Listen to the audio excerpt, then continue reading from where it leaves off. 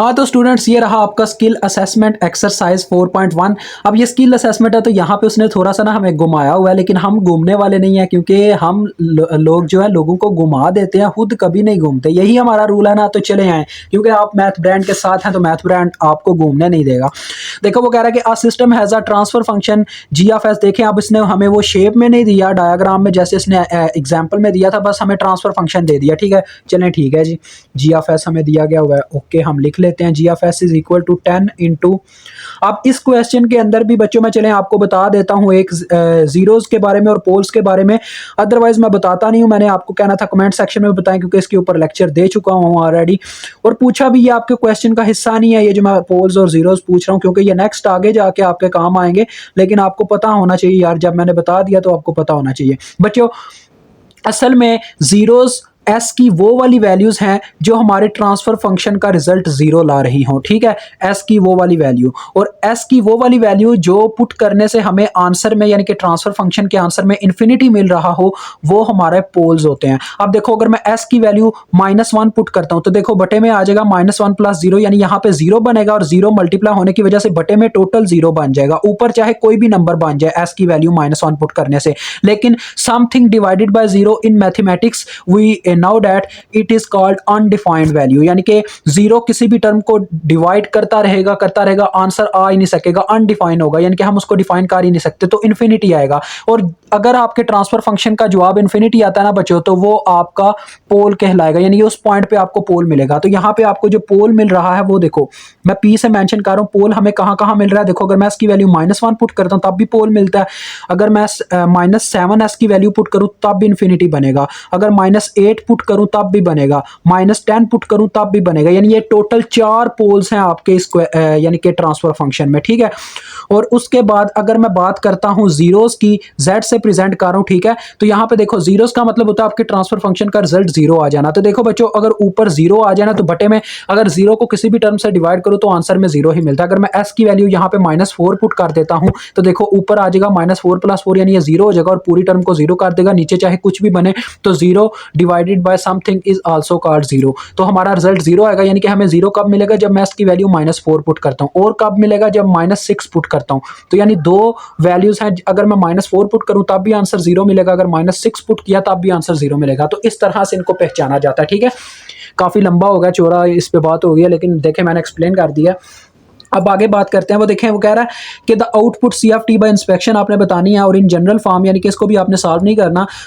और ये चीज़ देखें प्रीवियस टाइम तो उसने हमें बता दिया था कि हमारी इनपुट क्या है, यानी कि वो शेप के अंदर यहाँ पे उसने इनपुट को लिखा भी है लेकिन इन स्टेटमेंट फॉर्म, यानी कि वो कह रहा है कि अगर आपकी इनपुट एक यूनिट स्टेप हो। बच्चों मैंने आपको बताया था इनपुट मीन्स आपका रिस्पॉन्स मीन्स के आर ऑफ एस आपका एक यूनिट स्टेप है, और यूनिट स्टेप को अगर आप फ्रिक्वेंसी डोमेन में देखें तो फ्रिक्वेंसी डोमेन में आपके पास वो 1/s के बराबर होता है। ठीक है जी लैपलास लेने के बाद याद है ना आपको यूनिट स्टेप ये u ऑफ t होता है, जिसका आप लैपलास जाके टेबल में चेक कर सकते हैं। अगर इसका लैपलास लिया जाए तो ये टाइम डोमेन से फ्रीक्वेंसी डोमेन में आने के बाद 1/s के बराबर होता है।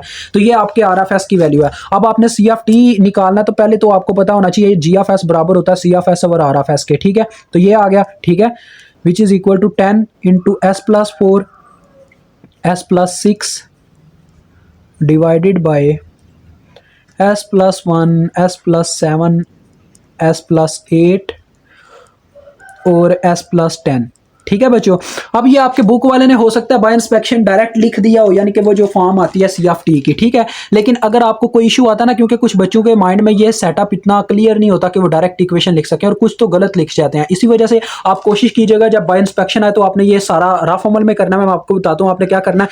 फर्स्ट स्टेप तो बच्चों आप ये इक्वेशन लिखोगे जी ऑफ एस की। ठीक है ये इक्वेशन लिखने के बाद ना मैं आपको बताता हूँ आपके आंसर का कौन सा हिस्सा, मतलब आप अगर बाय इंस्पेक्शन आया हुआ तो आपने कौन कौन सा स्टेप लिखना है, बाकी आपका रफ अमल का हिस्सा होगा।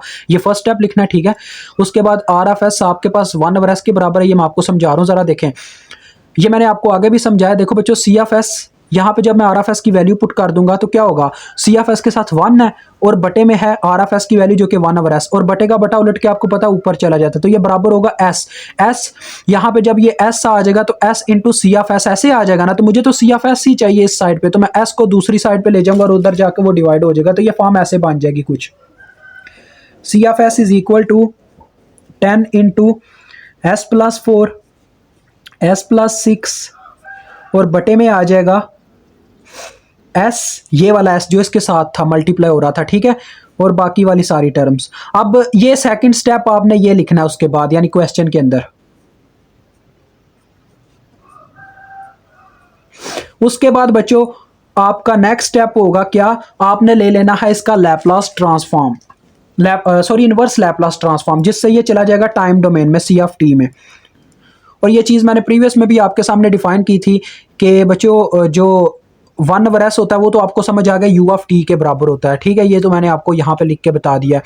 और एक और चीज़ है, जब लैपलास लिया जाता है ई की पावर एक्सपोनेंशियल, यानी अगर हो इस तरह से यू ऑफ टी ऐसे, इसका अगर लैपलास लिया जाए तो ये बराबर होता है 1/s प्लस ए के, यानी कि इसके ऊपर जो भी होता है ए यानी नंबर होता है वो यहाँ पे बटे में आ जाता है। अब यहाँ पे ज़रा गौर कीजिएगा, इससे पहले आपको पता है हम इसको कैसे लिखते, हम इसको इस फॉर्म में लिख लेते हैं, यानी कि आपको पता है थ्रू पार्शियल फ्रैक्शंस के थ्रू हम इसको लिखते होते हैं। यानी पहले आ जाएगा a/s, फिर आ जाएगा b/s+1, फिर आ जाएगा हमारे पास c/s+7, फिर आ जाएगा d/s+8 और एट द लास्ट आ जाएगा e/s+10, ठीक है जी। अब देखें, आपको पता है इनका जब सबका लैपलास इन्वर्स लिया जाएगा तो हमारे पास फर्स्ट ऑफ ऑल क्या आ जाएगा, a इंटू 1/s का जब लैपलास इन्वर्स लैपलास लिया जाएगा तो वो 1/s का u ऑफ टी आ जाएगा, यानी आ जाएगा a u ऑफ टी। अब बच्चों u ऑफ टी लिखने की ज़रूरत नहीं है, मैंने आपको प्रीवियस में तो लिख दिया था एग्जाम्पल में, लेकिन मैंने आपको बोला था कि u ऑफ टी की जो होती है हमारे पास क्या नाम है मैग्नीट्यूड, वो 1 होती है, तो उसको इग्नोर कर दिया जाता होता है, ऐसे क्वेश्चंस में साथ में लिखा नहीं जाता, ठीक है। तो आप u ऑफ टी को छोड़ दो, अब सिर्फ a लिख दो, ठीक है। a के बाद आप क्या लिखोगे प्लस, अब b का क्या बनेगा, देखो बच्चों b तो ऐसे ही आ जाएगा, लेकिन 1/s+1 का जो हमारे पास होगा, देखो 1/s+1 का जो इनवर्स लैपलास होगा, ऐसे इनवर्स लैपलास वो क्या होगा, ये आपके सामने है 1/s+a, यानी a की वैल्यू यहाँ पे 1 है, तो उसका क्या होता है इनवर्स e की पावर -at, a की जगह हमारे पास 1 है, यानी कि e की पावर -t आ जाएगा। और u ऑफ टी लिखने की ज़रूरत नहीं है, जैसा कि मैंने बताया, तो यहाँ पे इसके साथ ये आ गया। उसके बाद आगे प्लस c के बटे में देखो 1 की जगह बस 7 है, यानी कि आ जाएगा e की पावर -7t।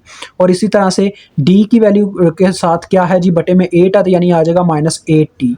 और यहाँ पे आ जाएगा e की पावर -10t। अब बच्चों ये चीज़ यार मुझे एक्सप्लेन करने की ज़रूरत नहीं है ये कैसे आ रहा है, क्योंकि ये मैं चैप्टर 2 में सब करवा चुका हूँ, इनवर्स लैपलास और लैपलास, ठीक है। अब बात आती है, उसने बोला था कि आपने ना यहाँ पे हमें बताना है कि right by inspection the output C of T in general form if the input, यार ये तो गलत ही चक्कर हो गया। यानी कि मेरी बात सुने, उसने यहाँ पे बस बोला हुआ था आपने बस इक्वेशन लिखने, यानी कि ये आपने स्टेप लिखने के बाद बच्चों ये स्टेप लिख देना, आपका काम डन हो गया। लेकिन एक और चीज़ उसको बता के जाइएगा, क्योंकि ये बहुत ही अहम हिस्सा है इस चीज़ का कि रिस्पॉन्स कौन सा है, मतलब कि कौन सा हिस्सा फोर्स्ड रिस्पॉन्स है, कौन सा हिस्सा नेचुरल रिस्पॉन्स है।